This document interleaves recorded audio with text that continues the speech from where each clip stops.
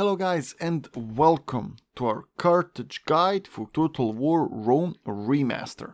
In this guide I will give you guys some tips, informations and strategies on how you should play the Carthage early on. This campaign will be focused on giving you guys as much information and input on what should be your first turns, and after that you will have a really thriving and rich and strong empire upon which you can build on and decide what to do. We will go over the army, diplomacy, economics and some geopolitical positioning and neighborhood. So without further ado, let's start first with the army.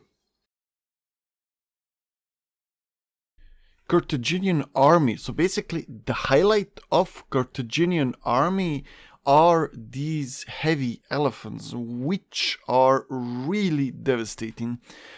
You get normal elephants early on, however these late game are beasts. They're beasts of war. Another highlight of Carthaginians are the Sacred Band, which are late game units and which are one of the most cost-effective units. For 710 ducats. You're getting a really stable unit with a really good morale, attack and defense. When you compare this, let's say for the Romans, if we compare this with their legionary cohort, you have advantage. You have even an advantage against the later legionary cohorts, where you compete are against Praetorians and urban cohorts. Urban cohorts are a little bit stronger, but Praetorian guards are a similar stats. However, your units are 100 ducats less of a cost. With the war and army part done, let's speak now about the diplomacy. So this is an important part in this strategy. That strategy is basically we are going to buy ourselves time to secure the eastern provinces, to get alliances and trade agreements, while we are focusing all of our efforts over here in Italy. In order to do that, we will need to send our diplomats all the way to the Numidians and send a diplomat to the Spanish. Why are we sending these diplomats? Is because when our diplomats reach and when they are the ones who are initiating the negotiations, they will have a higher chance of making a deal because they have a higher influence. So if we want to make alliance with Numidians and Spanish, we will send our diplomats, because when they are the ones starting negotiations, we have an upper hand and they are more likely to accept the alliance and trade agreements. Speaking of those, you should also start and make a trader, which we will send here from Carthage all the way to Salamis and all the way to Memphis to trade incense and to trade purple dyes, because that will make us a huge ducat, and that money we are going to use to have a good sized garrison here in Carthage and to partly finance the garrison in Corduba, which we need to have for this strategy. With that out of the way, we need to speak now about production, about our towns and how should we develop. So you need to separate what you will make. So to start off the bat, in Lilbeum, we will make only infantry, which we will use to grab Sicily, and early on we will make some ships. Thapsus will be only our ship production. Carthage will be our heavy cav and elephant production, together with some ships. Caralis will be some early militia, and Corduba we will try produce some infantry as well. So why are we doing this? We need to have a strong naval presence, because as I will speak about the strategy of our expansion, navy will play a key role and we cannot lack navy. So early on you might even have to designate all three of these at one point to produce ships. However, you should not lack army production as well. Speaking about production centers and the designated towns and their dedications to certain type of troops, we should also speak about the taxes of these towns. My advice early on is to put all of your cities on very high, just because even with the very high, look at that growth, it is like 7%.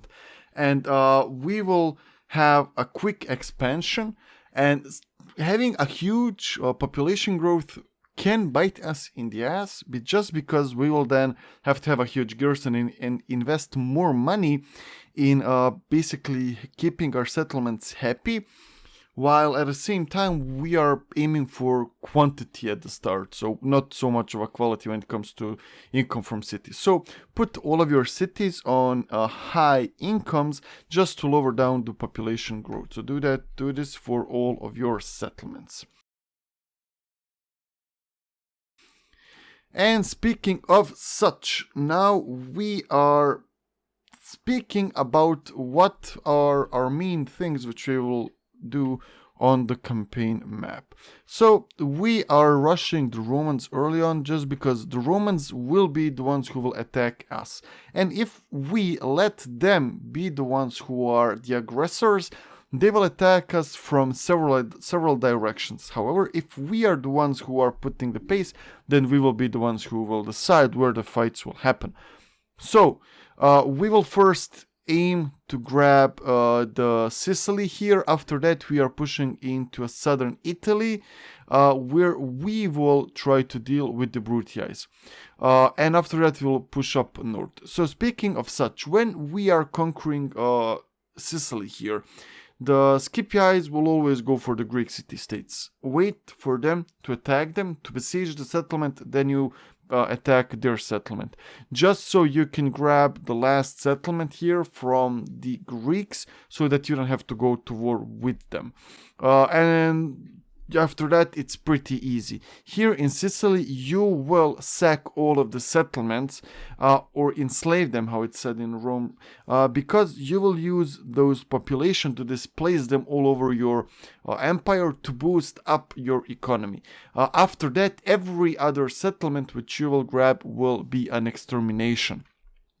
One thing which you need to do early on is that you will need to spread these ships everywhere around, and you will need to send them to grab all of the troops which you have in your kingdom, in your empire, and to take them basically from Corduba and Palma all the way to Sicily, so that you can push. You are playing on a card of mass army, since the quality of your troops is pathetic. Even with Iberian infantry, your morale is low, and Romans will kick your ass. 1-on-1, they will kick your ass. So as soon as you land here in Sicily and you successfully clear the Sicily and you take Syracuse and you take Messina, your next move will be to cross the channel. When you cross the channel, try to cross with 2 armies as fast as you can, and try to besiege both Crotona and Tarentum with your 2 armies. Since the Brutiais will not be able to expand early and fast, since you will be basically gang-banging them, you will have a free reign in southern Italy, and you can even wait for settlements to surrender, since they will have a low garrison and they will not be the ones who will attack. Even if they are going to lose.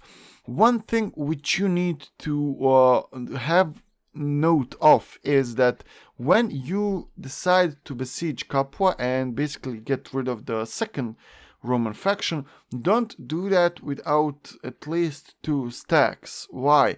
The SPQR will come to help of Capua. So this will be the only city which we need to worry about SPQR coming, Senate to come to aid. And they have a really strong armies there. So when besieging Capua, go with several stacks, since Senate will join and you need to have strength to fight them. As I said, you are aiming for quantity, not quality. So having one stack, they will just bang you. They will rush you and they will kill you. There is no strategy there. So don't even try it. Don't even consider that.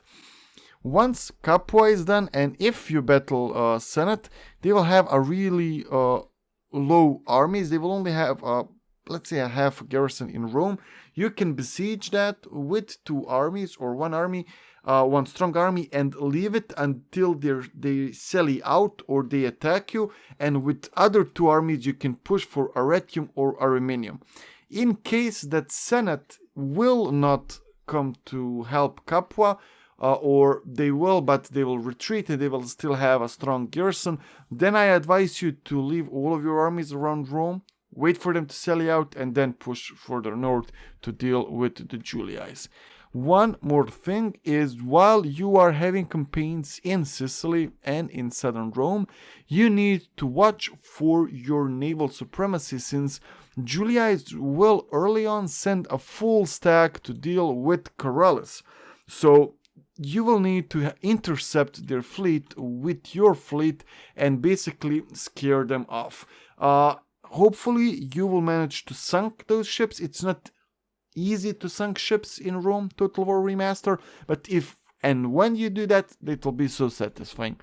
At one point, the Numidians and Spanish will attack you, so you need to prepare some sort of garrisons. Corduba will be an earlier target than your settlements here in northern Africa. So having like 4 elephants in Carthage and having almost a full stack in Corduba of decent troops will be really important, as you will have to defend these areas while you deal with Italy, and then you can transfer some of your armies and completely clear these areas here and the Iberia, and that way you don't have to worry about anybody backstabbing you. Then you can have all peasants in all of your cities. So basically this was a strategy for the Carthage, the opening strategy for Carthage guide. I hope that you guys enjoyed it, it helped you, and if you want to see another faction, don't forget to request that faction down below and subscribe, and I will see you guys in the next video. Until then, thank you and bye!